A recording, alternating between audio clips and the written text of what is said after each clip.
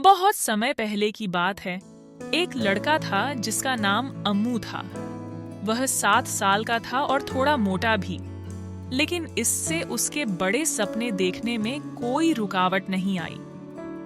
अम्मू को super hero बनना सबसे ज्यादा पसंद था, भले ही कुछ लोग उसे मोटा कहकर चिढ़ाते थे। अम्मू रेलवे ट्रैक के पास रहता था, क्योंकि उसके पिता वहां काम करते थे और उसकी माँ घर पर रहती थी। हर दिन अम्मू सुपर हीरो के कपड़े पहनता और दिन बचाने का नाटक करता, लेकिन उसके दोस्त और पड़ोसी उस पर हंसते थे। एक गर्मी के दिन कुछ डरावना हुआ।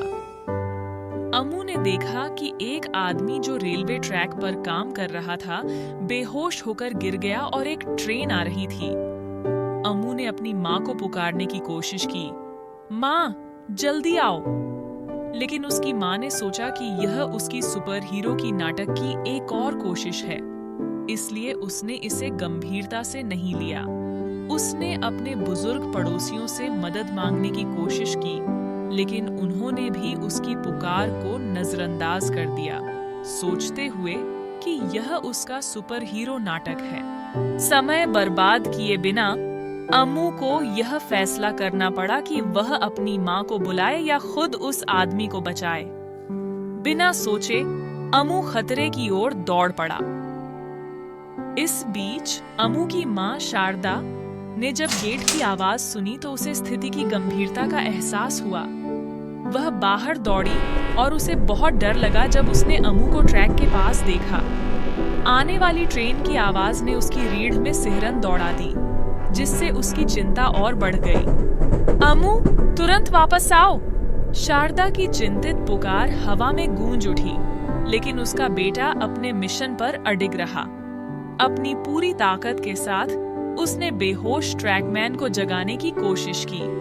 अम्मू की माँ शारदा ने स्थिति की गंभीरता को समझा और मदद के लिए दौड़ी। भले ही लोग अम्मू को रोकने के लिए चिल्ला रहे थे, उसने हार नहीं मानी।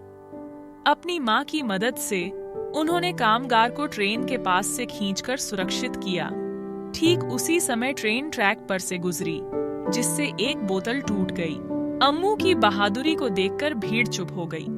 एक ऐसे लड़के की हिम्मत से अभिभूत जिसने उन्हें कभी मजाक का पात्र बना दिया था। उन्होंने महसूस किया कि एक नायक होने का मतलब केप पहनना या सुपर पावर होना नहीं है। यह दूसरों की मदद करना है, भले ही यह मुश्किल हो। और यही अम्मू ने उस दिन किया। उसने सभी को दिखाया कि असली नायक कैसा दिखता है।